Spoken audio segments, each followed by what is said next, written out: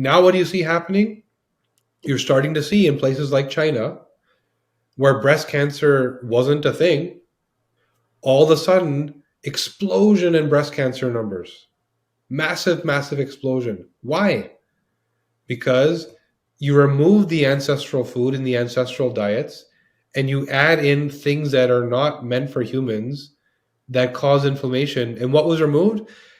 Up until this last generation, if you went anywhere in China and you sat down, you were offered green tea, right? Yeah. And green tea has a potent antioxidant, and they call it ECGC.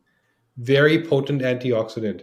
Now, if you, for thousands of years, several times a day, were sipping on this stuff, your genetics learn that I don't need to detoxify, something else is doing it for me, right? Mm. Now all of a sudden you stop. That what happened there is exactly what's happening when you say kids in this country have this, kids in this country have that. The diet and the chemical usage has shifted. Just like even within the country, breast cancer is exploding because these women aren't drinking green tea anymore, but they are eating McDonald's and they are drinking Coca-Cola and they are eating a ton of sugar, which wasn't part of Chinese food up until the last generation.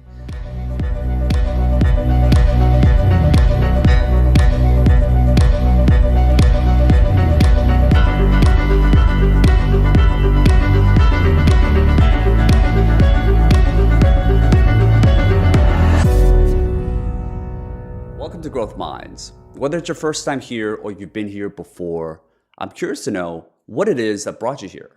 And if you can, smash that like button below. It really helps spread our message to more people. All right, on to the episode. Kashif, thanks for coming on the show. It's a pleasure, man. Good to be here. Yeah, great to have you. I'm really excited to talk to you about aging and DNA and all that good stuff. Let me get started with you here. So I would love to dig deeper into aging. We've had a lot of different people on. We actually just had Dave Asprey on the show last week, and we talked about longevity and how he wants to live to 180. And but we didn't really get into like the science of what happens when we age. So talk to me a little bit about what's happening to our bodies when we age, and what is the root cause of aging in general? So we do know that, and that's why there's guys out there like David Sinclair that say that aging is actually a disease, meaning that we're born with this God-given gift of health and we're supposed to mature to a certain body composition, but then we start to degrade, right? And that degrading is the aging, which doesn't necessarily need to happen at the rate that it does. And when you understand why it happens, to your question, you get it. So what's actually going on is your DNA actually becomes damaged and oxidizes. Just like you put an apple out and you see it oxidizing and it starts to get rusty, that happens to your DNA too. The cells themselves, you have 50 trillion cells that make up this human body that we walk around in. They get damaged and they start to unravel and unpack, and the DNA actually unwinds. It's all curled up and it starts to open. And so that at the cellular level starts to manifest itself at the macro level. The skin starts to sag because the cells are degrading. The hair turns white because the DNA is degrading, and you start to see the outward expression of aging. What you see outwardly is also happening inside. The cellular processes are not being driven the way they used to be. The resiliency of your cells is not there anymore. And one of the major attributes of aging is the depletion of your mitochondria. So inside your cells, you have these little powerhouses that are constantly taking in oxygen and nutrition to create energy. And that's your mitochondria. It's where you actually make your energy every day. In that process of aging, we literally lose some of those mitochondria. And when I say some, between the ages of 50 and 70, you're going to lose 70% of your mitochondria if you aren't doing things to prevent it, which we're going to talk about later. Like, how do you slow all this down, right? So all of that in combination is at the physical level what aging is. And now that we know what it is, we can actually intervene and start to turn dials on, well, what if I don't oxidize my DNA? What if the cells do stay healthy? What if I maintain a higher level of mitochondria? All of a sudden, I'm not aging at the same pace. And then you can do, like you said, what Dave is doing and live to 180. So the mitochondria, and I haven't really seen anyone talk about this maybe because like I think you're really one of the first people that I spoke to around like aging at a coming at it like more of like a scientist perspective, like a DNA perspective, um, versus like a health and nutrition kind of perspective. But what is it about the mitochondria that is so vital towards like aging and death? So think about, in simple terms, how resilient is your cell? So when it came to, for example, COVID, viral infection, we saw a very clear sort of trend that the people with bad mitochondrial genetics, we can actually predict how well the mitochondria function, had a much more aggressive expression of symptomology. They got way sicker. So I'm not talking about in the hospital on a respirator, but how bad is the flu? The people that had really good mitochondrial genetics, some of them were asymptomatic. They didn't even know they were sick because the cells are resilient. They can fight. So it's really about the terrain internally. If you have a vehicle that is bulletproof and has amazing tires and is designed to go up a mountain, it will do that without a problem. If you have a Ferrari and take it off-roading, it will get stuck in the mud in seconds because the innate structure is not designed for the load you're putting on it. And that's the same way we have to look at ourselves, the mitochondria, and how well and how healthy they are, how well they're functioning. We can very easily determine how you're dealing with the world. So now all of a sudden a virus comes along and injects its RNA into your cell, which is what they do. And they try and proliferate within your body. How well does the cell fight back? If it's already under the pressure of stress and lack of sleep and bad environmental pollutants and horrible food and already struggling with all that stuff, and you have bad mitochondrial genetics, and you add a very aggressive viral infection, you'll probably end up in the hospital. And now here's all these places where you can intervene and start to have a different outcome. And what is it about 50 to 70 that has such a dramatic shift of decrease in mitochondria? So we can spend an entire hour just talking about this and what's going on. Here's a big thing. There's the innate human. And what do we do? Then there's our current reality. You have to keep in mind that if I take yours or my genetics and I lay it out, it's going to look exactly the same as people of 200,000 years ago. There hasn't been much change. What has changed, however, is our environment, our work style and place, our food sources, the industrialization of food.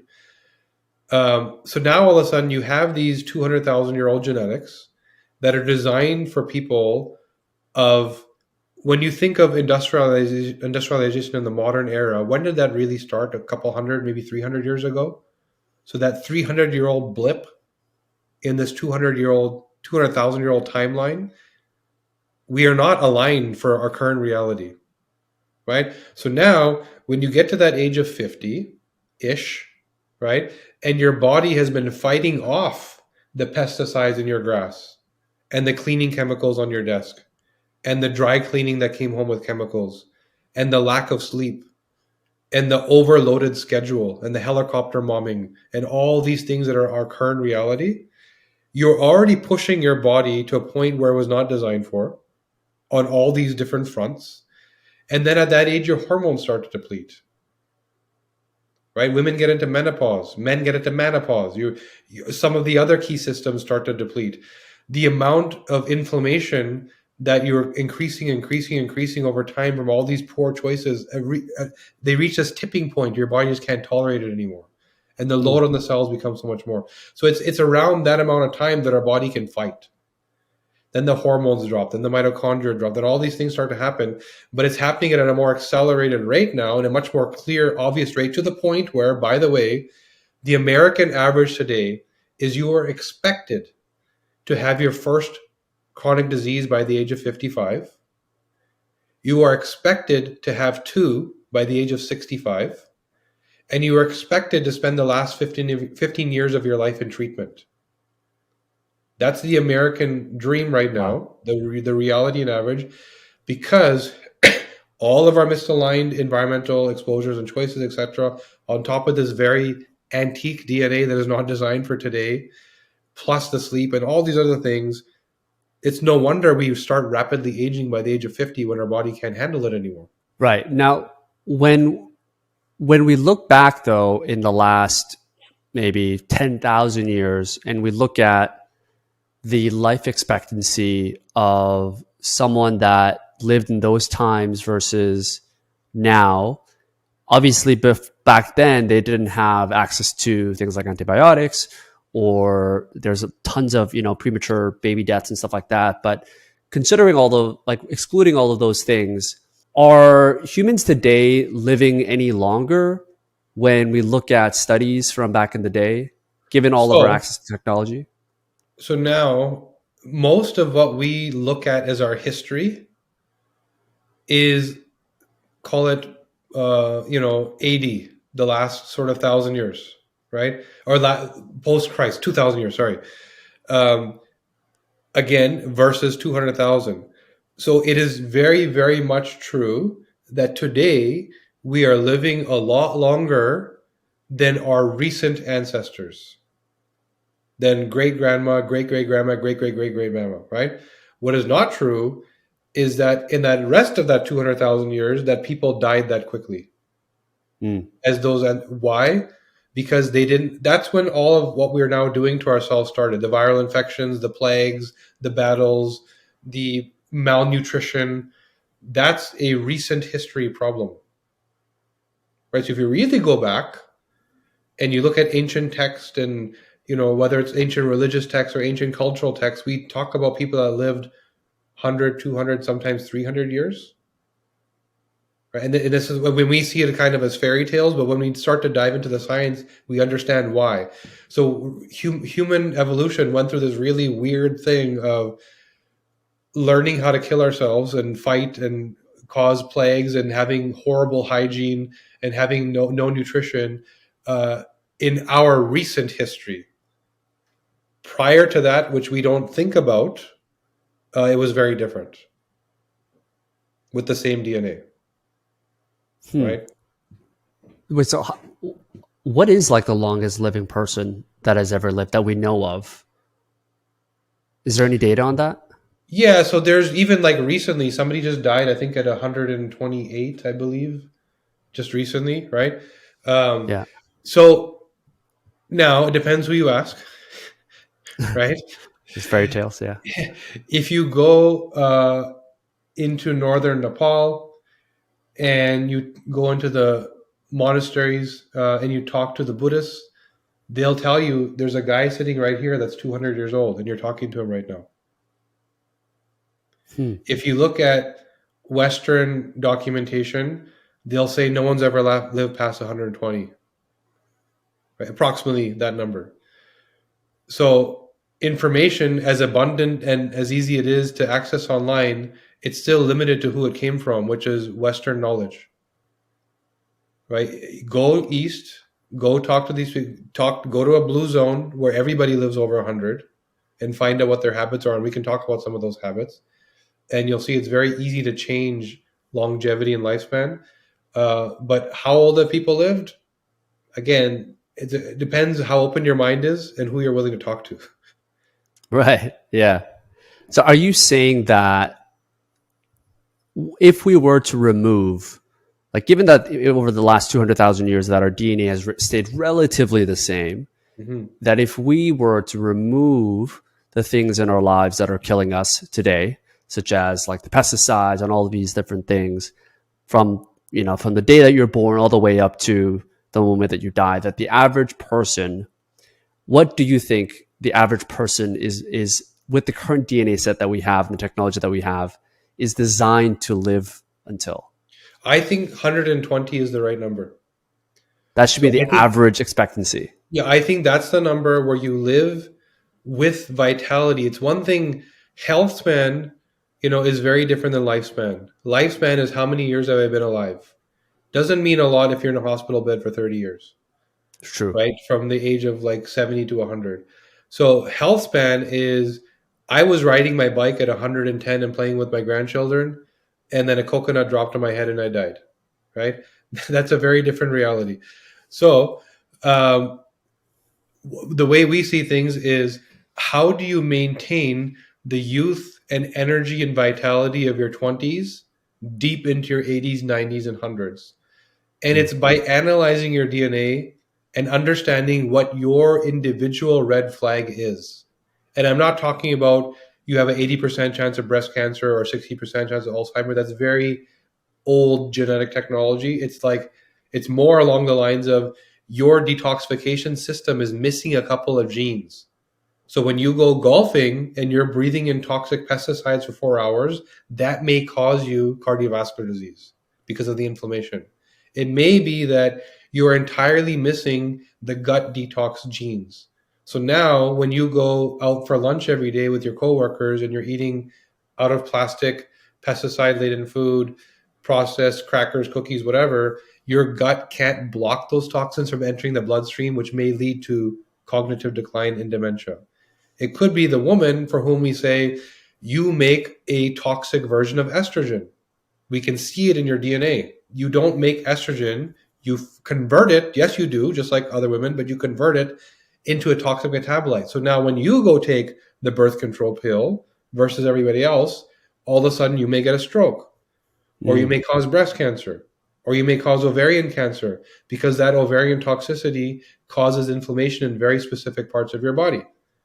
So the answer really is, by understanding your genetic map, you then know what your personal red flags are, and not at the disease level, at the system failure level.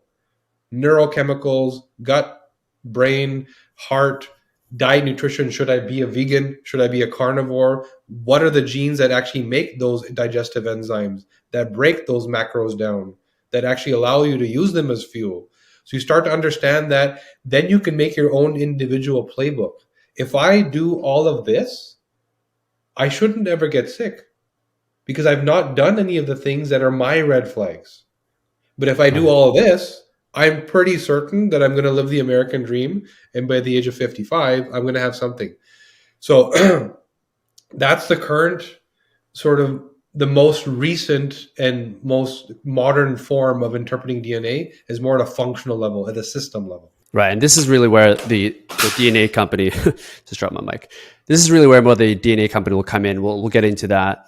But are there fundamental principles or truths that you've learned that almost everyone can do before they begin customizing, learning about their genes, that have shown them to live longer and healthier lives? Or maybe it's the opposite, right? Maybe it's the things that they must avoid for sure, beyond the obvious, like Yep. smoking and drinking and all that stuff, that you've learned that maybe most people don't know about. Yeah, for sure. I would say the biggest area that would impact the most people, that the least people talk about, is environmental health. So when you walk out of your door in the morning, what are you breathing? Hmm. When you live in LA and 1 hour of LA traffic is equivalent to a pack of cigarettes, literally. Damn, really? Yeah. When you go Crazy. out, with your kids to a park and they just finish spraying with a bunch of chemicals that maybe one of your kids can't detoxify, and then they get eczema, right? So that environmental threat, every chemical you're using in your home, every chemical that's outside, everything you're breathing, um, it's not only that it leads to inflammation and disease, it also disrupts your hormones. So why is it so many young women have anxiety problems, depression problems? Their cycles are kind of unpredictable.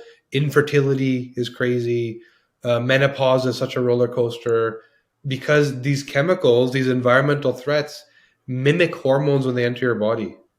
Your body doesn't know what they are, so they treat them as hormones and make more estrogen, and exaggerate the estrogen dominance problem, such as a rocky menopause or a crazy menstrual cycle. So it's the effect is multifold. It's inflammation, which means chronic disease, the root cause of disease, heart disease, cancer, Alzheimer's, all these things.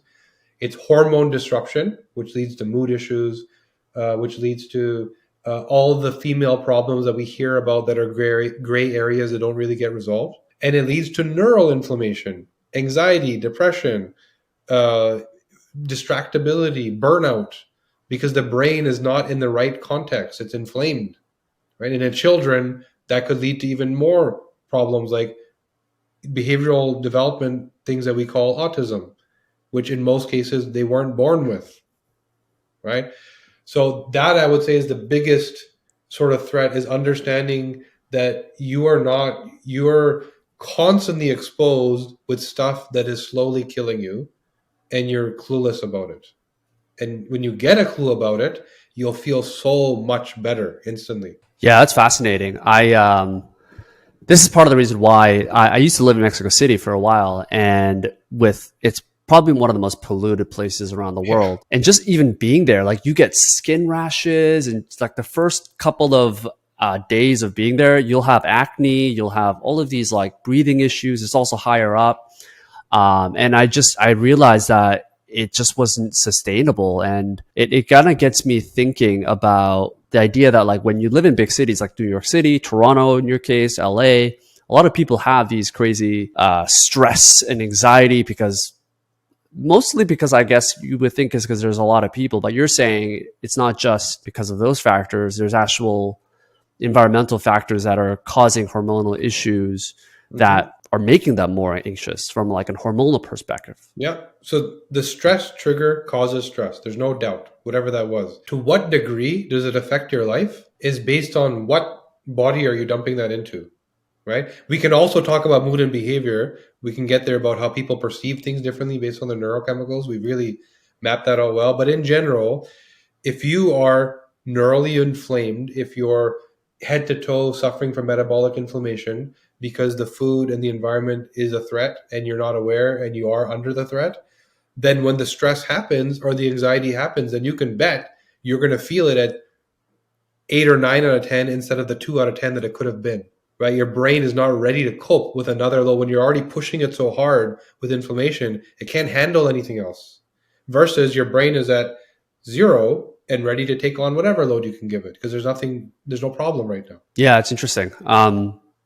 So I guess if the reality though, unfortunately, is that most people are, and more people than ever are living in urbanized spots, right? So there are more people moving to cities and people are getting more, pollution is obviously increasing as well.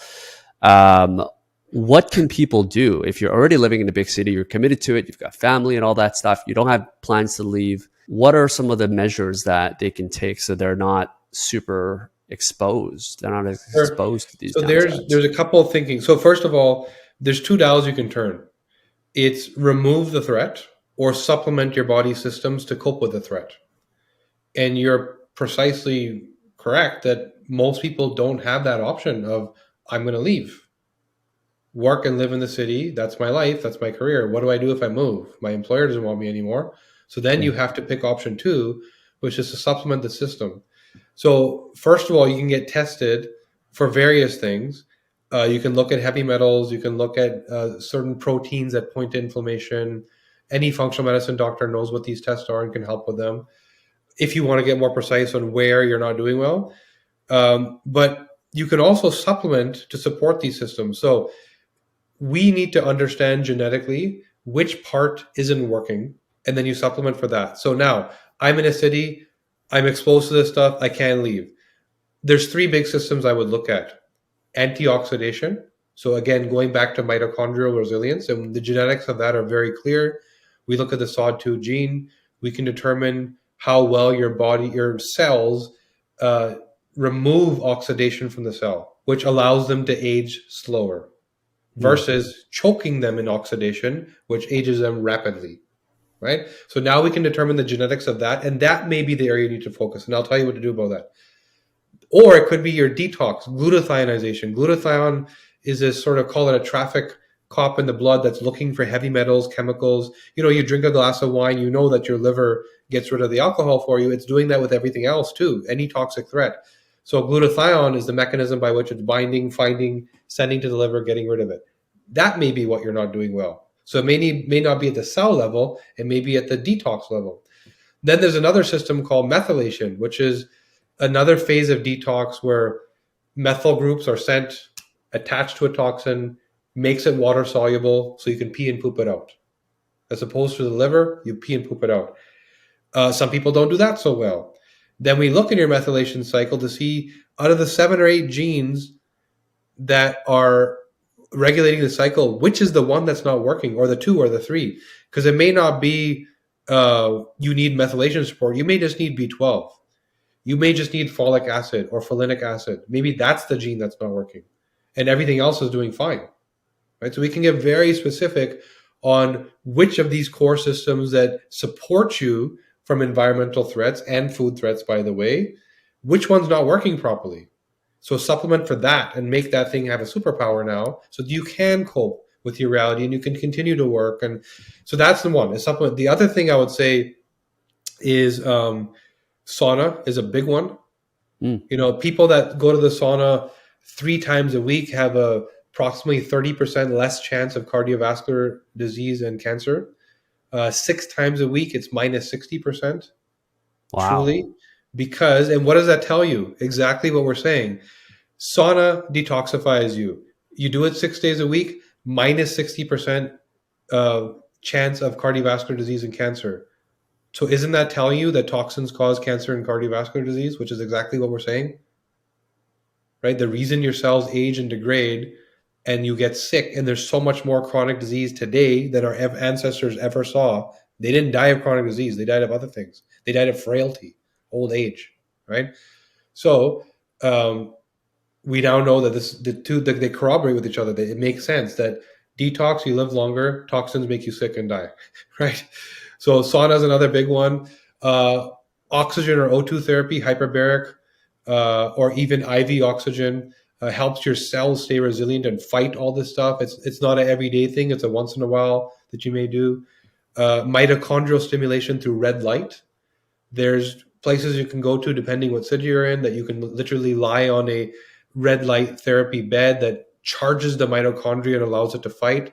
And if you don't have it in your city, you can buy a handheld unit that you keep at home, use it every once in a while. So, and I can go on and on and on. There's a ton of things. Is that the same thing as infrared sauna? When you have infrared lights, red light, can you get 2 for 1 basically? If you go to infrared it's sauna? A 2 for 1. Yeah, so that's truly what it is. So the difference between infrared and so a lot of the infrared at home units, your head is out of the unit, right? So it is beneficial to be fully immersed in the hot steam sauna, right? There's certain things to be said about neurochemical production. So let me give you an example. Finland is rated the happiest country in the world. When we look at Finnish genetics, they are more than most other populations dysregulated for BDNF, brain-derived neurotrophic factor. This is a gene that promotes brain-derived neurotrophic factor production, which leads to neuroplasticity, development of neural pathways in the brain. It also leads to balancing your mood and balancing your internal clock. So when you have good BDNF, your mood is good. You can handle problems. Threats aren't a big deal to you, right? When your BDNF is bad, everything is a drama queen response. You're always upset. You're always frustrated. You're slamming doors. You're yelling, screaming, right? Because things mean a lot because your brain can't handle all these new inputs. So Finnish people have bad BDNF. But they're rated the happiest people in the world. And this is one of the most important things to know about genetics. Genetics, like I said in the very first part, is identifying your red flag. The purpose is then to know which epigenetic habits to choose. Where do you spend your time? Environment, nutrition, and lifestyle. Finnish people have enough saunas in that country that every single citizen could be sitting in a sauna at the same time and there's still room left over. They have more saunas per capita than any country in the world. It's part of their culture to do it every day. And what does sauna do? It boosts BDNF levels aggressively. So this epigenetic trait of I should be angry and mean and rude and unhappy, they don't experience. So this is the full picture of what genetics means. It's not, like I said before, you have a 60% chance of breast cancer. What am I going to do with that information? Versus yeah, red flag, your BDNF is off. Now I could tell you all the problems, or I could go tell you, you need to go in the sauna every day to Hmm. boost your BDNF levels. You need to take whole fruit coffee extract, a supplement that boosts BDNF levels. You need to take a really high quality omega-3 and boost your BDNF levels. So what's my red flag, which then directs what choices do I need to make every day? What is my wellness plan? And this is why Finnish people are now the happiest people in the world, although they're wired to be the least happy. Interesting. And is this similar effects to cold therapy? You know, if you go Sure. in ice baths or cold showers, ice cold plunges, people seem to kind of put two for one together. What are the Yep. effects of cold exposure versus sauna? And is it equally So important to do both? equally important. So whereas sauna upregulates BDNF, cold balances off dopamine levels and serotonin. So these do a couple different things. So dopamine is your pleasure and reward seeking chemical. So when I go eat something tasty or I achieve something work, eat something tasty is pleasure, achieve something at work is reward. It gives me that sense of satisfaction. It's one of the most powerful chemicals that we have because it makes us who we are. That constant strive to do more and more and more. That's dopamine, right? Yeah. So when you get that cold hit, it boosts your dopamine levels, right? You finally feel so. Someone like myself, by the way, the DRD2 gene determines the density of your dopamine receptors, and I have the lowest possible density, which means it's very difficult for me to experience pleasure and reward. I also Huh. have a very fast clearance. So once you're done that experience of like I felt the whatever good thing, your body needs to clear it and bring you back to normal, right? So I also have the ultra fast clearance. So now the world for me feels like this. Nothing feels good, and even when I get that little glimmer, it's gone before it started. So that's depression, one option, right? Or it's addiction because I go down the pleasure route instead of the reward route, or it's achievement because I go down the reward route because I just need one of those. And I've been Right. through all three of those, by the way, right?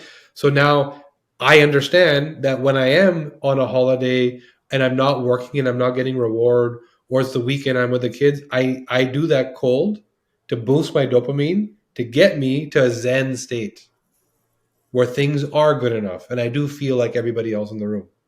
That's fascinating. You're really just breaking down how your entire, yeah, I mean, that's really what you're doing, right? You're breaking down how you function, what motivates you, what are the things that are going to be making you For sure. happy, and then you're building your lifestyle based around that instead of kind of the other way around, which is what most people do. Yeah. You were constantly reacting because we don't even know that this human instruction manual is there for us to read. And you talk about motivations, like my two sons, I've mapped them out. One is more like mom, one is more like dad. And you wonder why they need to do their homework a little bit differently. Their day needs to be structured a little bit differently. Their motivations are different, right? The way they Yeah. seek reward. One needs constant structure, right? And one needs the opposite. He needs to be slowed down because he seeks reward a little too much. He'll burn out, Mm. right? So you can highly personalize all of these things that we sort of trial and error on, one size fits all, fitness, weight loss, mood. No, it shouldn't be one size fits all. It should be, what do I need? Tell me my plan. Yeah. And how much do you think, just based on the way we feel and who we are as people, are dictated by the DNA that we're born with versus the external stimuli, like the education level that we got or certain, environments that we were in since an early age? What are the, what are the, yeah, what are the variances there? Yeah, so it's both for sure. It's your genetics or your capacity. Here's who you are. You're a Ferrari or you're a Jeep Wrangler. Which you're one of those, right? And there's many different things we could be. Now, what do you do with that? And the three choices are environment, nutrition, lifestyle. Lifestyle means what do I do? How do I educate? Like you said, what exercise do I do? When do I sleep? Nutrition is supplements, food. What do I breathe? Everything that's internal. And then environment, what chemicals am I around? Who am I around? What stressors do I have? So these are the three buckets of choices you need to make. So it's about, I was born healthy for the most part. Some people are born with rare conditions, but for the most part, you're born healthy.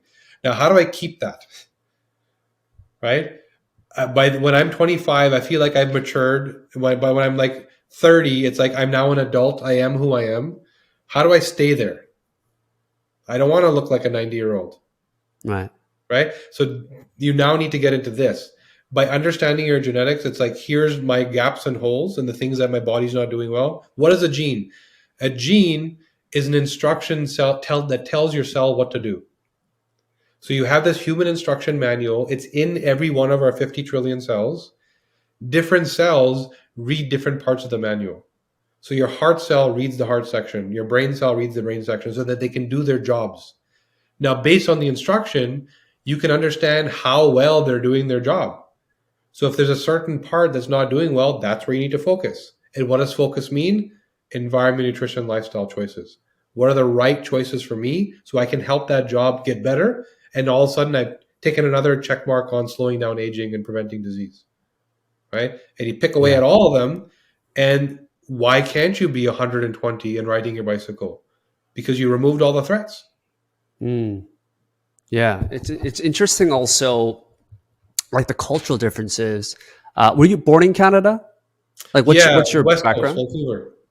Vancouver. Okay, nice. That's where I grew up as well. Oh, But cool. I was born in Korea, and I was there until I was 7, 8 years old, and then arrived to Canada.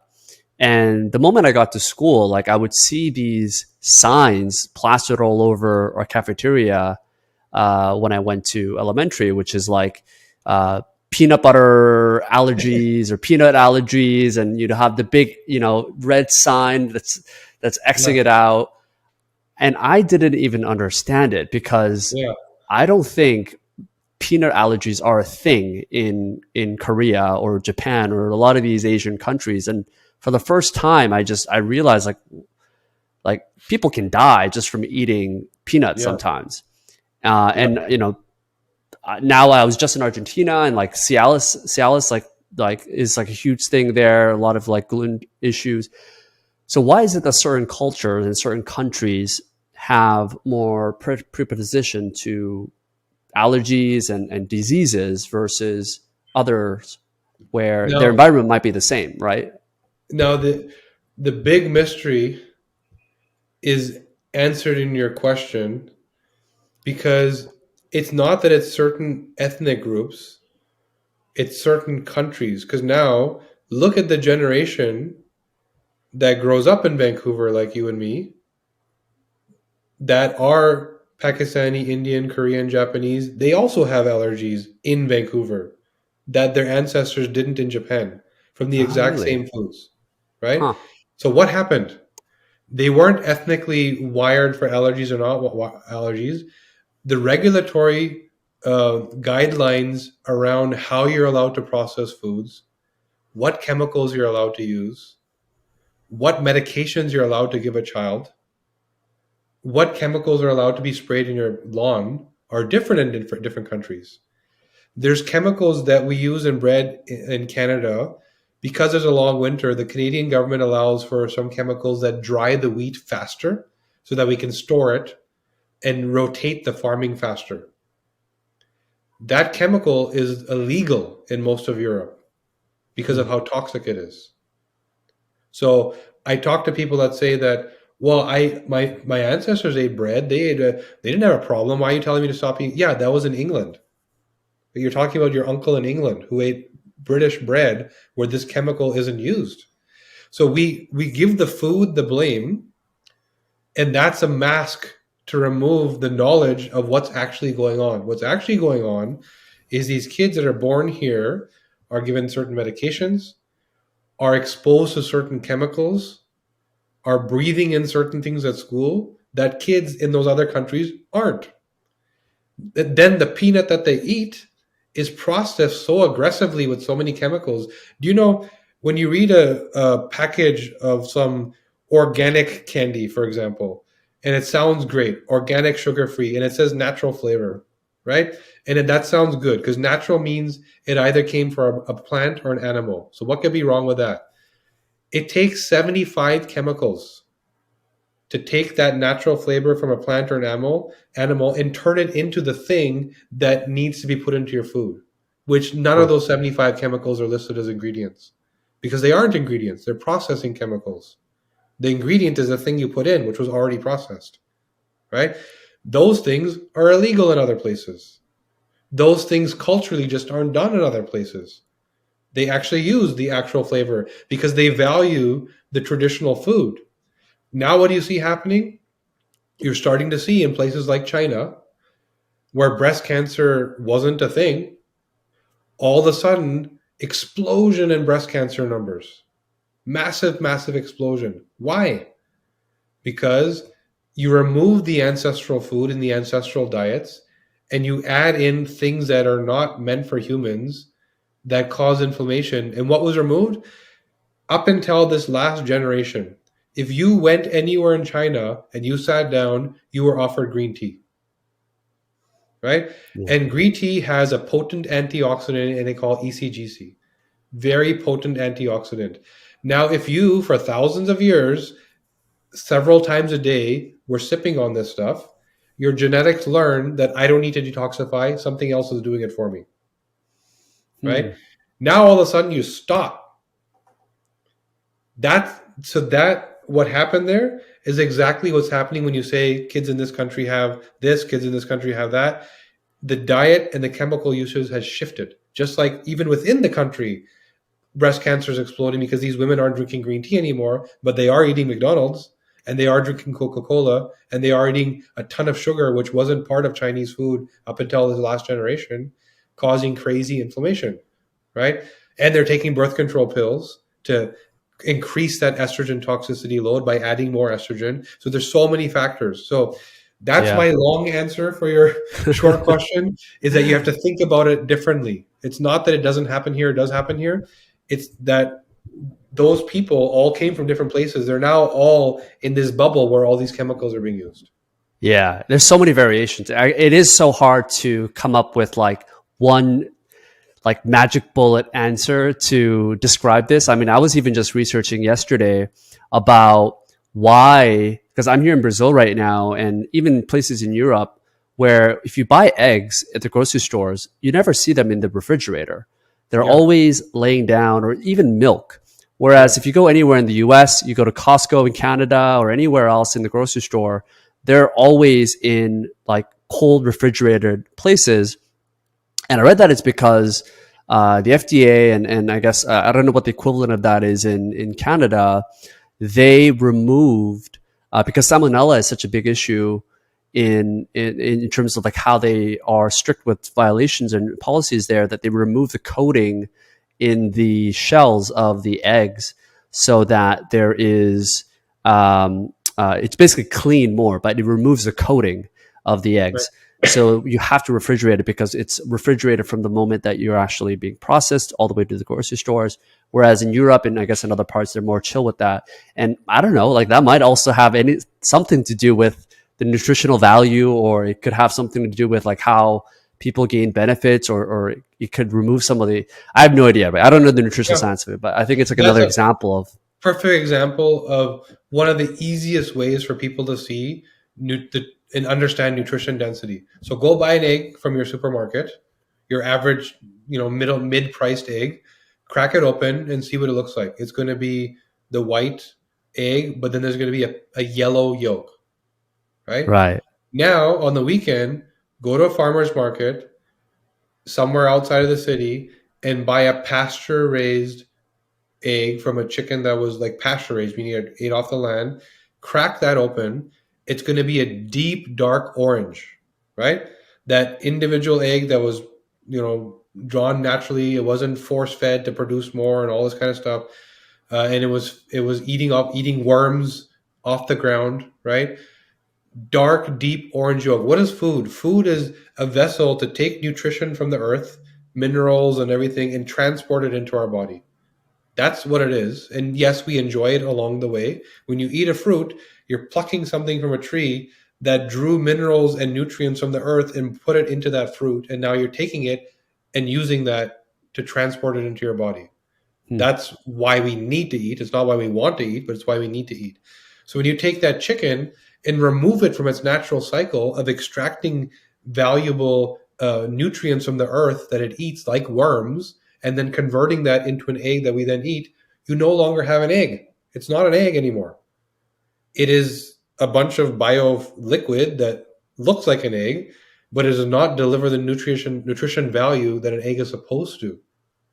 Right? It's not the same thing anymore. So even just understanding that one thing, you can go experiment and see it for yourself. Put those two eggs together, crack them open, and see the difference, and then taste them. Taste that egg with a deep orange yolk versus that bland yellow styrofoam egg is what it is, right? It's just literally filler versus this nutrient dense food. And you'll need to eat one of these for every 4 or 5 of these to get the same nutrition. So is that the rule of thumb? Like anytime you crack an egg and it's yellow versus, because I buy organic eggs and sometimes they're yellow. So now I feel a little skeptical. I'm like, are these really organic eggs or not? Like they're yellow. I literally ate them this morning. Right? But that doesn't mean that what was a chicken eating? Organic, it still could be organic feed, but so pasture raised means that the egg was truly free. And that's difficult. It's expensive. But it's expensive if you think you need to eat the same volume of food. You don't. And that's one of our big misnomers, is that we're trying to replace this much food with this much organic food. No, if you have nutrient dense food, you're eating about a third and getting the same value and the same level of satiety. Right? What's the taste difference though when you actually taste it? Huge difference. Yeah. When you get used to even something as simple as organic milk, go drink organic milk for a week and then go buy your non-organic milk and it will taste toxic. You'll taste it. You won't taste it if that's what you've been drinking, but you will taste it if you go back. And then go buy some goat milk. Goats are free. You can't herd them like you do with cattle, right? So they're walking around eating. So they're really, truly grass-fed. It's very hard to keep them in a sort of kennel. And you'll taste an even more depth of real food and fat and nutrient flavor and lack of chemicals. And then you go and drink that regular milk and it tastes horrible. So yeah, for sure, go buy an organic chicken from a farm. One thing you're going to see, it's a lot smaller. Yeah. Right. It hasn't been pumped with steroids. It hasn't been given feed that makes it grow for the value of just increased volume. So more dollar per weight, right? That's all they're trying to do versus the nutrition density of that same large chicken being compressed into a smaller size. And now go taste that. It's going to be much more gamey. It's going to be, more rich in its flavor versus like, this is just chicken. It's just me eating my protein, right? Very different experiences. Before we go too deep into the egg rabbit hole or egg chicken hole, so we talked a lot about how certain genetics that we were born with and our DNA can be turned awry in terms of like giving us things like diseases and cancer and illnesses if we were to change our external stimuli, our environment. Could the reverse be true as well? So let's say I was predispositioned, like I have a history of, let's say, Parkinson's, or I have a history of breast cancer, or certain illnesses in my family. How much of the external stimuli, my lifestyle, my diet, all of that can be done right so that I can actually remove or reverse those family traits? Yeah. So when it comes to chronic disease, the disease is not the trait. So for example, I have diabetes in my family, quote unquote, right? So it's an ancestral thing. But what I actually have is not diabetes in my family. Diabetes is the outcome of what I actually have that's genetic. What I actually have is the AMY1 gene, which metabolizes starch into glucose. I have the worst version. So when I go eat rice, bread, pasta, sugar, my body does a horrible job of converting into glucose and making it into fuel. My TCF7L2 gene, which regulates my insulin response, is also the worst possible. So when I go eat that starchy food, the insulin roller coaster that I go on is horrible, highly inflammatory, and prevents me from literally getting off the couch for the next 2 hours. I can't move. I go into a food coma. And I didn't know this. I just thought everybody goes into a food coma. You even hear about a food coma. Why does that term even exist? Because so many of us are wired like me. So what I thought I had was diabetes is in my family. What I actually have is starch metabolization and insulin response being horrible is in my family. So if I don't do that activity of using starch as fuel, I will not get diabetes. Diabetes is not in my family. It's not a thing that I'm going to get. What I'm going to get is a bad time if I don't change my diet, right? Starting with carb crashes, later turning into diabetes. So that's the sort of the promise of understanding your genes at a functional level. But then there's also ancestral epigenetic expression. So there's a very famous study around the grandchildren of Holocaust survivors, and they are much more likely to have anxiety, depression, neurotic tendencies, and it was again considered to be an ancestral or adopted trait from your family. What actually happened is when you go through anything that is at that extreme level, call it trauma level, it imprints into your DNA and it causes an Wow. epigenetic change. So epi meaning above, the expression of the DNA. So you have a version of a gene. Now, based on your environmental cues, that gene could speed up or slow down because your body's constantly reacting to everything that's happening. So if you have 2-3 years of that level of extreme trauma, you actually pass on the epigenetic change to future generations. So now their gene, when you look at them genetically, they seem okay. When you measure their blood, everything seems okay, but their epigenetic expression is still as if they were experiencing that trauma 2 generations ago. And this That's happens in a number fascinating. of areas. Yeah, it's really fascinating. And it happens in a number of areas. Uh, and what's really cool, if you really want to go down that egg hole or rabbit hole or whichever hole we were in, uh, you can reverse multi generational trauma. Now we need to get into quantum physics. We know that quantum entanglement tells us that we are all connected. Our cells, everything started from a pin drop and then turned into this universe we have. So everything came from the same place. So we have evidence of working with patients where we've worked on their epigenetic expression. And when we heal them, their parents heal. We have Oh, patients whoa. where, yeah, That seems out of this world. Yeah. So you're saying it seems out of this reverse. world. Yeah, Interesting. Okay. but when you reverse an epigenetic inheritance and legacy, it and if you truly believe in quantum entanglement, which has now been proven through quantum physics, you've actually healed it from the entire line through which it came. It came chronologically from your parents. So if you heal it in yourself, you heal it in them because you're not changing the gene, you're changing the expression. The expression changes to everything you're entangled to, which is your parents. Yeah, that's for me, that's harder to conceptualize Yeah. logically because I get that. I mean, the idea of me going through trauma or me leading a healthy lifestyle can change my genes as a young adult is already fascinating. And I can see logically that if I was to have a baby, my genes, because because I'm actually literally creating the baby, part of me is creating the baby, is being passed on. That makes sense to me. But the idea that it can help my parents, Yeah. it's like, you know what I mean? Like, what if, like, Yeah. yeah, It's a whole other discussion around quantum mechanics, which is the only way to explain it. So these guys just won a Nobel Prize on quantum entanglement this year. They explained that we are not separated; we're all connected. It's been proven scientifically, right? So it's understanding, and I know we're going off topic here, but it's understanding the mechanics of time and space at the quantum level. And if you map this out on paper, it's very clear why it's possible. We just don't practice it. The CIA, by the way, uses this knowledge. go on. Our government uses this knowledge in practice with the military. They don't talk about it at the clinical level.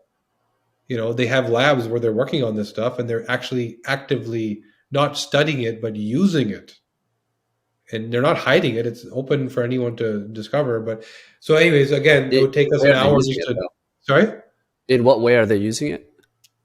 So, when we talk about uh, quantum entanglement and the ability to remotely communicate at the cellular level.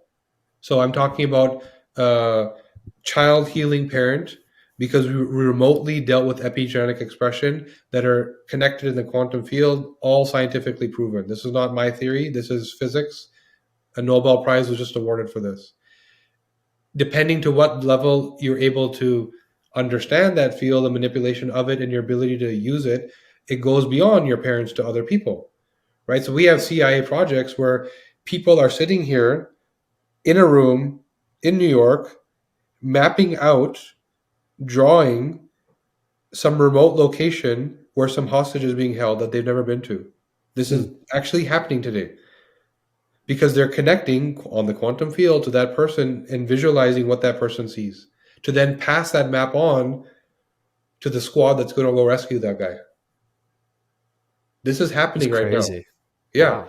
it's known. It's not spoken of. It's probably a scary thing that people wouldn't accept anyway, right? The science explains why it's possible. In theory, they've already used it. This is a CIA tool, right? I know we're going really off topic here, but in a very big nutshell, it explains why multi-generational healing is possible. And we have clinics. There's a guy named Dr. Isaac Elias who's in Israel that has a whole clinic about multi-generational healing. People come to him to heal multi-person family trauma in one session because he does it epigenetically. So it's in practice clinically. That's crazy. Yeah. And this has also been proven because I would assume, again, logically thinking that if I was to cure my trauma and I'm still in touch with my mom and my dad and I see them all the time, the effects that it's having on my life will help them also, release the trauma and the stress that they may have. But have they done studies where there is no contact with people, like with parents and their generations after them, where they are still cured or anything like that? That would be interesting. I don't know if there is like to that level of study in terms of the sample size, but yeah, I guess Yeah, that's I'm not fascinating though. familiar, but the one thing I would say is in order for this type of thing to work, it requires belief, meaning that you Yeah. have to be able to know who you're talking about. And so if you don't know that person even exists, like for example, if you're adopted, right? Mm, There may be a connection, but you don't even know what to think about because you don't know who we're talking about. So belief is the foundation of this stuff, which allows you to sort of access quantum field. very true. Yeah. Yeah, this is fascinating.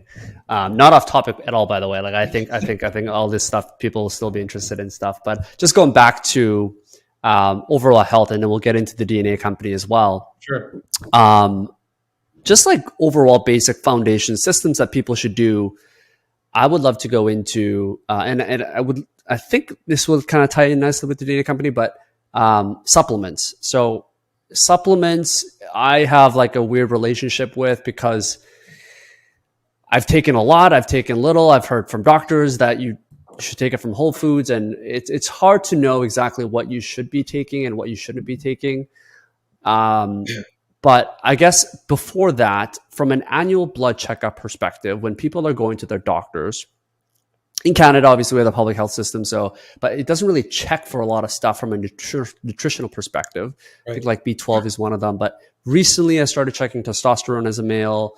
I started checking my vitamin D, zinc levels, all that stuff. But are there like fundamental things that everyone should be checking for, assuming it's not part of their, you know, regular doctor package? Yeah, so vitamin D, I would say, is probably the single most important micronutrient. It's actually a hormone. It's not a vitamin. I'm not sure why it got rebranded as a vitamin. It's more published and studied than anything else on this planet when it comes to, health and wellness. So you have 22,000 genes that make up your genome. 2,000 of them, so 10% of your human instruction manual, requires vitamin D to function. So all these genes can't do their job without vitamin D, which is why it leads to immunity and bone health and brain health and mood and hormone balancing. It fixes everything. Now, the complex thing about vitamin D is it's the only micronutrient that has a multifold metabolic pathway. So instead of one gene turns vitamin C into something that I use, there's 3 genes.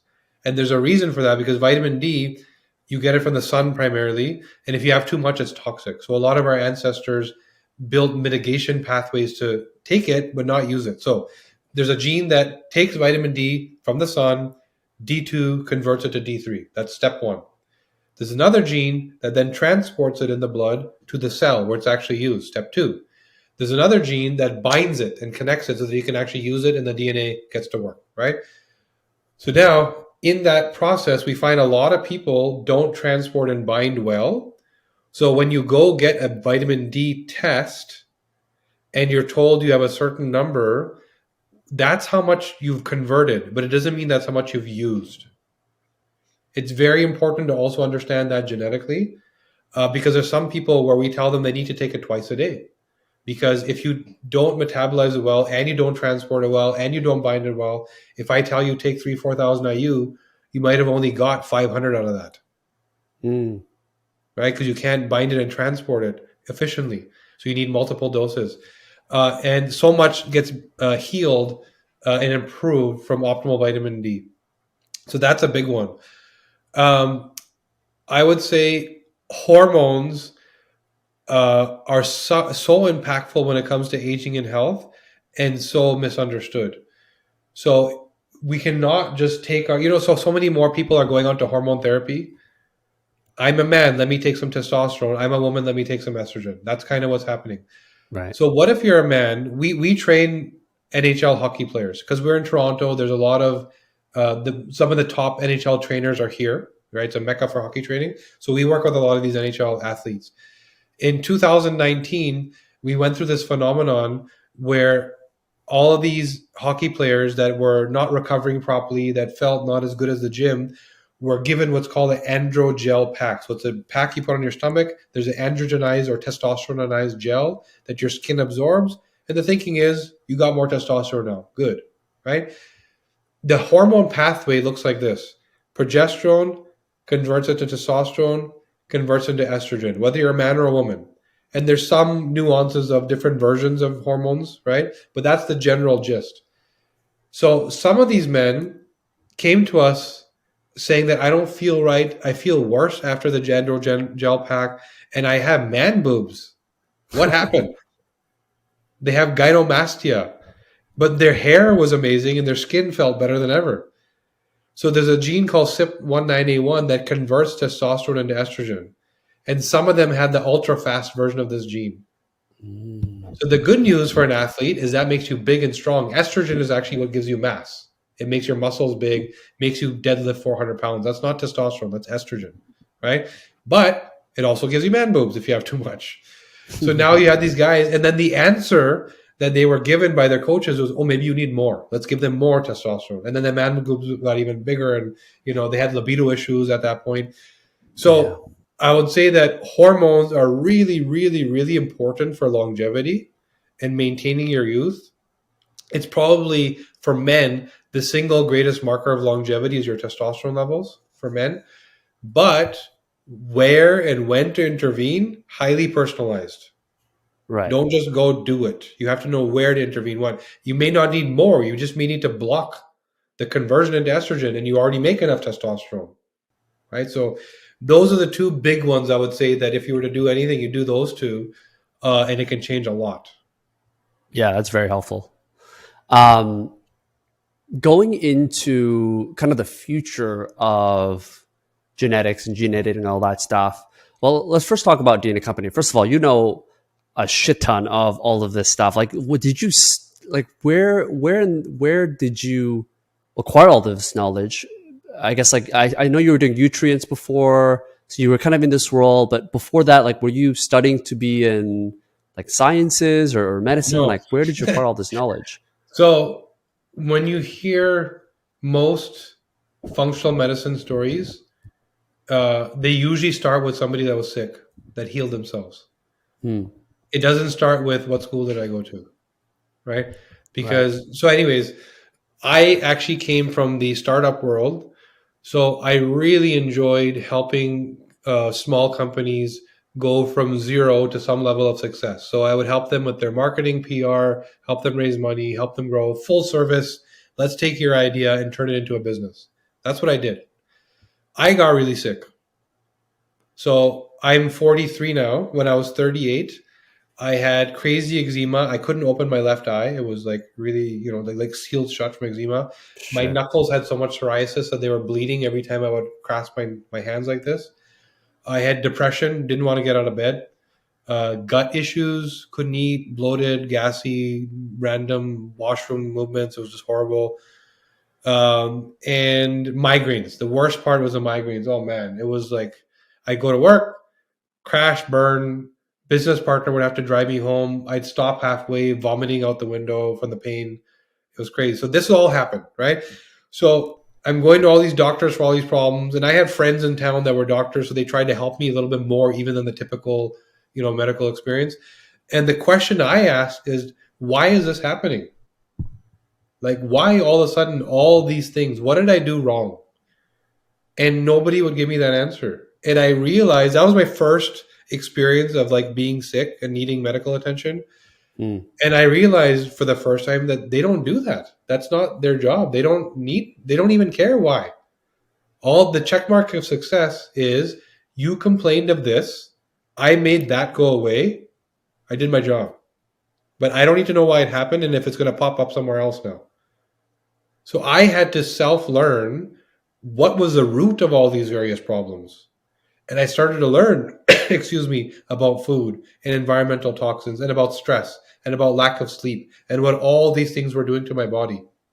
Then I learned when I tested my own genome that forget about what version, I was completely missing some of the most important detoxification genes.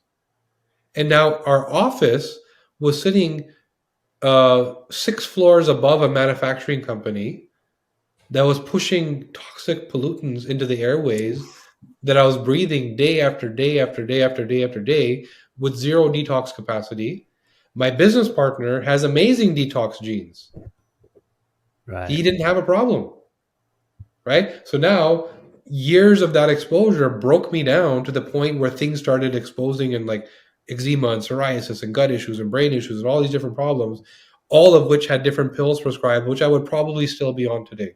So when I learned all that and the light bulb went off and I started to heal my mother and I started to heal some of my friends and I started to personalize how I deal with my kids, I literally took the keys to our business, gave it to my business partner and said, in fairness to you, keep it because I'm walking away.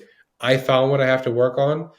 I then spent a couple of years funding the research because it's one thing to understand genetics, but genetics is all around disease, just like healthcare.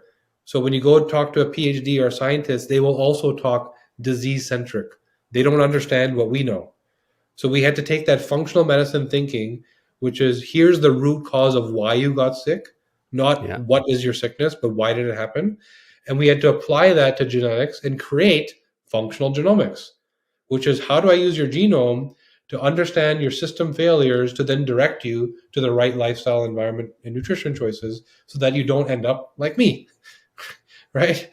And that's what we built. And I think it required somebody coming from the outside, seeing this amazing tool and mining it properly in a more practical way. And that's what we did. Yeah. So you were really just self-taught in many senses, just from your own experience, out of survival in many senses. And yeah, that's probably like those stories that I always am more inspired by, particularly when it comes to. I mean, I didn't realize it was that bad. That was the reason what made you kind of made this Oh, yeah. transition. Were you kind of on this path? And did you have any knowledge of this world beforehand, or was it all just from So zero for starting? my father passed away when I was 17. And he was elder, and I became responsible for the family, my mom, my sister. And at that time, I said to myself, I'm never going to do this to my kids. He didn't do anything to me, right? But I said, I want to stay healthy for my kids. Hmm. It was just imagine the impact of your dad dying when you're 17, right? When you're starting your life, right? So then I started working. I started doing well entrepreneurially because of my genetics and my reward seeking behavior, because of my dopamine. And I started building companies and doing stuff. And I forgot that promise that I made to myself, right? Because work, money, pleasure, these things take over, family, whatever. When I got sick and I healed myself, I remembered the flashback. I'm like, wait a second, I was never supposed to get here. And then that's when I realized I don't even know what health is. I don't know how to do any of this. Even though I made that promise to myself, all I knew was that if I go sick, I'm supposed to call the doctor. Right. So I did. And that's when I forced myself to learn. And I'm not, you know, there was great people around me. I didn't create this. There was amazing geneticists, Dr. Mansour Mohammed. There was Bryce Wild, who was an amazing homeopath. There's functional medicine doctors. Like, I learned from a lot of people. But taking all the knowledge, reinterpreting it, applying it into a context that's usable, making it easy, which was probably one of the biggest problems. How do you take all this heavy duty science and speak to it like this, where just everyone can use it, right? I don't need a PhD sitting next to me explaining stuff. That's kind of was my role as being an outsider, making this usable. And yeah, and that was the moment. It's like I had made this promise, I forgot, and now I have to start fulfilling the promise by understanding how to even be healthy. Yeah, and describe for people what the DNA company is. Like, what do you guys do exactly? I guess similarly, there's well, tell me if I'm wrong, but I guess similar. There's like 23andMe and similar companies that allow you to process, like, really understand your old genetics, but give people an understanding of like what you guys do. Yeah. So the key difference is, so there's a lot of 23andMe's out there, which will give you a genetic report, which will tell you, here's a list of your genes and what version you have, and maybe that equals 80% chance of something, right? That's genetics. What we do is functional genomics, meaning here's your systems. Forget about the problems. Here's the systems that are failing. Now, here's the habits you need to adopt to support that system. Because if you don't, it can lead to that. So instead of telling you you have an 80% chance of Alzheimer's, we'll tell you why you could get Alzheimer's. It's not the same why for everybody, right? For some people, it's that their insulin response is so poor and they're eating the wrong foods, it's going to cause cognitive decline. For some people, it's that their lipid or cholesterol transport is so poor that it can cause builds up, which could cause cognitive decline. For some people, it's that their ability to prevent airborne toxins from entering their bloodstream through their lungs is so poor that they cause inflammation, neural degradation, and cognitive decline. So everybody's why is different. That's much more useful information than you have an 80% chance of Alzheimer's because of a gene. That, what do I do now? Right? So as a business, what our company does is, yes, we have DNA tests. You go to the website, they're available there, thednacompany.com. We have programs that people enroll into, which is one of two things. I want to be the optimal version of myself. I want to know everything. So we have a 4-month deep dive that people get into, which is like, give me 15 extra years. Just tell me what to do, right? There's that. Then we have a smaller 1-month program, which is, my mom had breast cancer. I don't want it. I'm losing my hair. I don't understand. Let's solve the problem, right? So it's a shorter duration.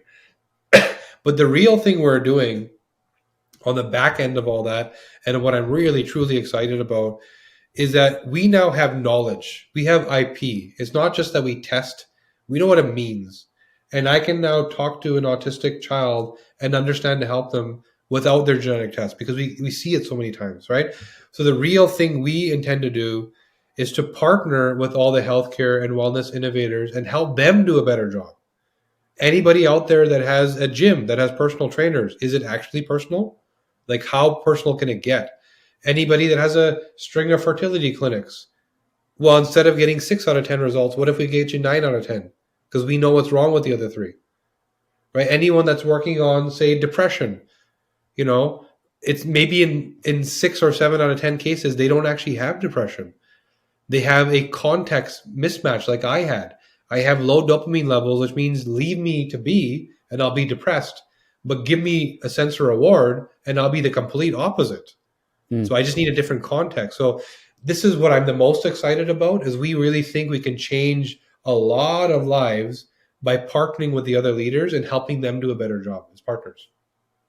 And what do you see in the next, in our lifetime, let's say in the next 30, 50 years? You said you're 43 right now, you said? Yeah. Okay. So you have, 77 years left, assuming 120, right? So assuming in that lifetime, like where are the potentials? Where are the opportunities? Like what are the things that you're excited about of where we could take the future of gene editing? Yeah, I think so. First of all, the healthcare hierarchy is going to change. It's no longer going to be this triage of I call the doctor, and then I have a wall that blocks me from the specialist, and then I have a wall that blocks. It's not me on the bottom, because now we have consumer products we can buy, like your Aura ring, like your watches, like your sleep trackers, all this stuff that puts us back in the middle. Now it's going to be the healthcare practitioner's job to use that data, right? The data bank is the quarterback. That's the thing in the middle. And so it's genetics, it's microbiome testing, it's all your wearables, it's the supplements, it's all these things that we now can personalize. So that is going to create a heavy load on healthcare because the employers are the ones paying the bill right now. So they're highly incentivized to save money, right? I Hmm. think Warren Buffett said the single biggest choke on the American economy is healthcare costs, right? So we are going to see that employers are demanding it. Their employees are going to demand it. They're going to have new programs. So that shift is going to come a lot quicker than we think. Then to fast forward to gene editing, which you're talking about, right now, there's only one human project that FDA has ever approved, and that was I think it was a local um, ophthalmology thing about the lens, so something to do with the eye. There's no other human project that's ever been done. I think what we're going to see is the technology of gene editing and the ability for the body to adopt the change head to toe. Remember, 50 trillion cells have to simultaneously adopt this change. How do you Right. do that? Right? That's where we're at right now. We know how to splice, we know how to edit, we know how to put it back together. How do you now get the human to utilize that? When that happens, then companies like us are going to provide the IP that, based on what we've learned about why cardiovascular disease happens, here's what to target. And let's use that as a perfect example that explains all of this stuff. Right now, what is cardiovascular disease? I have an elevated cholesterol number, so I take a pill called a statin, which is the number one prescribed drug in the United States. 50% of Americans are expected to die of cardiovascular disease. 66% of women die on their first cardiovascular event that didn't even know they were sick. It's much more aggressive in women because of estrogen toxicity and all the hormone environment disruptors I was talking about. So, right now, we believe cardiovascular disease is I have a blockage, one day blood doesn't get to my heart, I have a heart attack and I die, right? The reality is that genetically, we have different quality endothelium. So, the inner lining of the blood vessel, that's actually the blood is flowing, the quality of the hardware is highly variable between different people. So I might have the not so good quality hardware, which by the way, I do have the not so good quality, which means it's not as resilient and protective against inflammation. Now, if like me, you also have bad detox genes and you're in the wrong environment, breathing the wrong stuff, you now have the toxic insult to cause the inflammation here. Even then, you don't have a problem yet where the doctor identifies anything. Do this for 10, 15 years, which is why you asked, why do people get sick around 50? Your body's fighting it and fighting it and fighting it. And around that age, there's so much inflammation, your body starts to use cholesterol as a hormone to reduce the inflammation. That's why the cholesterol is sent there. Hmm. Now, when the cholesterol meets the toxicity that created the inflammation in the first place, it oxidizes, it hardens, and it gets deposited. And then you get that buildup, right? That's the beginning. So the disease was never the blockage. The disease was the endothelium inflammation. So now, if I know this, I can test a 5-year-old child and tell you what their genetics are around their endothelium health and their environmental health and their detox health. And now with gene editing, I can go in and give them the high quality endothelium that is more protective, that doesn't get inflamed, which is why you can see a 90-year-old grandma smoking a cigarette saying cigarettes don't cause heart disease because she might have the really high quality Right. endothelium that doesn't get inflamed, right? That's where I see gene editing being very, very useful, is companies like us finding the use case. Where do we go? And then the technologist creating the utility of, here's how we actually do the edit. And you're going to Mm. see that much sooner than you think. How soon do you think? Well, there's an argument over whether that's happening right now with the current mRNA vaccines that are out there, right? And the mainstream message is that no, it's not. But if you dig deep into the functionality, you'll say yes, it is. So, and that's a whole other conversation, I know.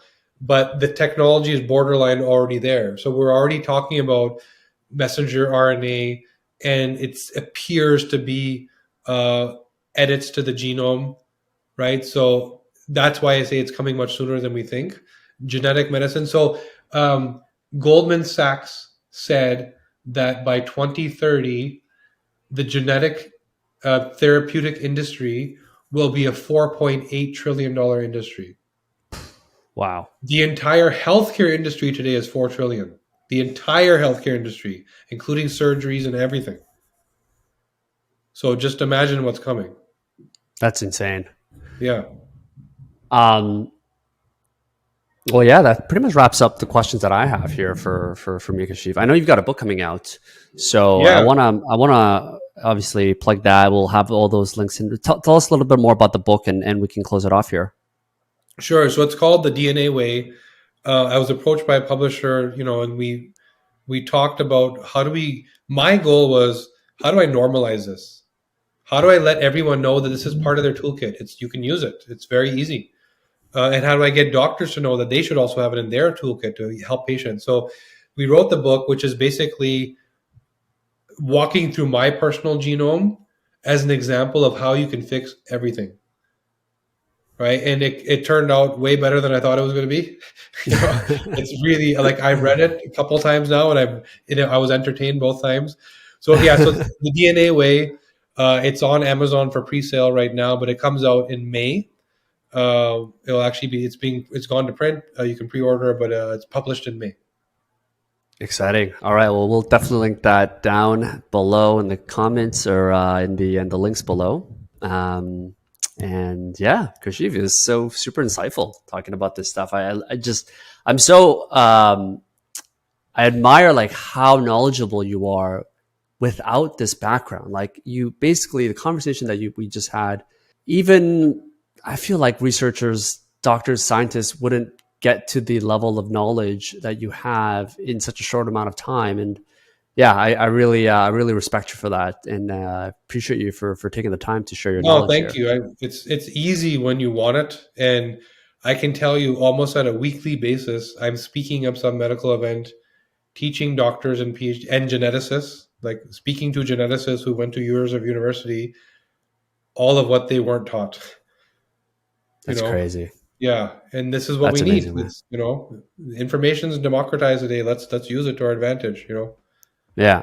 I think you're a great example of that. So no, I appreciate you coming on once again, and yeah, hopefully we can get you back once the book is out. Yeah, pleasure. Good talking to you. All right.